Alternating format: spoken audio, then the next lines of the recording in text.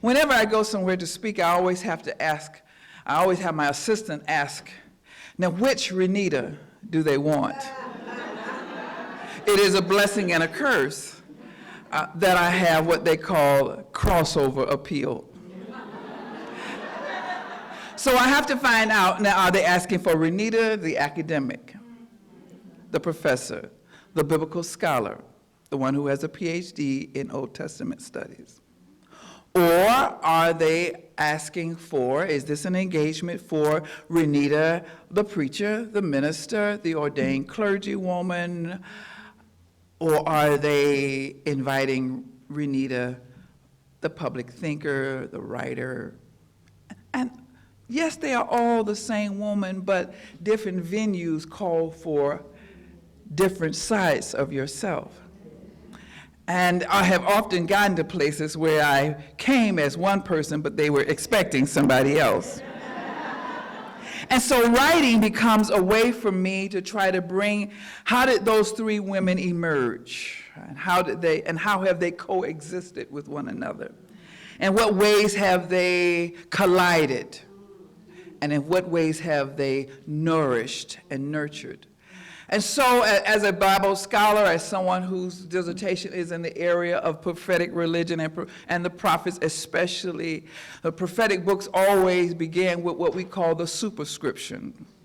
Jeremiah, a prophet called by God.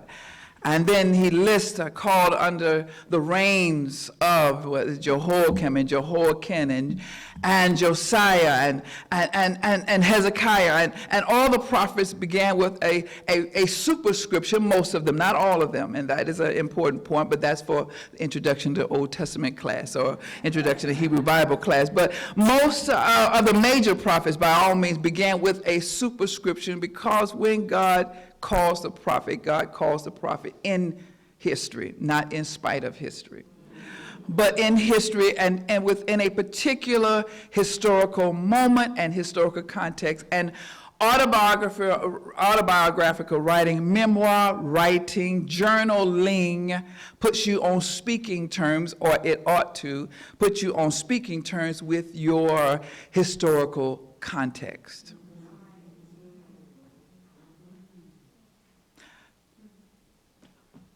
And so when you get my age, you are tracing the cable of your life. You are tracing the cable of how you got to where you are. When you are my age, you are trying to find out how you got to where you are, and it is a cable tracing effort to find out, how did you get from here? Because that is what mentoring is so much about. The first thing they want to know, how did you? How can you? And tell me, have you ever experienced? And if you find yourself in this situation, how do you deal with? And so people want the story of your life.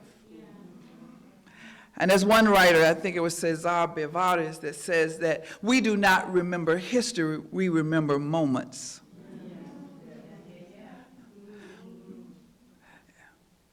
We remember moments.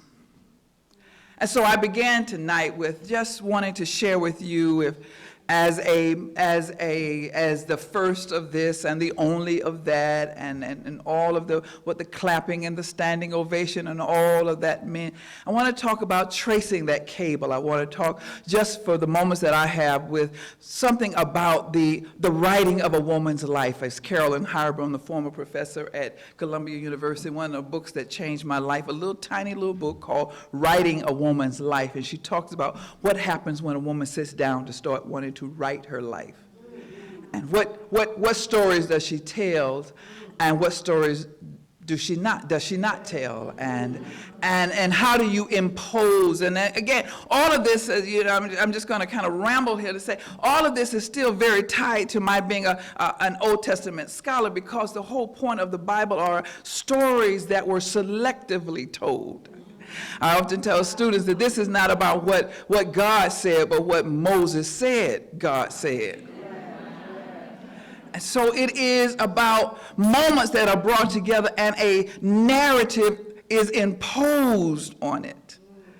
And meaning is imposed on it. Life, Kierkegaard said, is lived going forward, but it is only understood looking back. It is only when you look back on it that you begin to see a meaningfulness being worked out in you. It is only when you are going through it, you're just trying to get through it. But you cannot really see the hand of God or see purpose being worked out in you, see meaningfulness being worked out in your situation until you look back.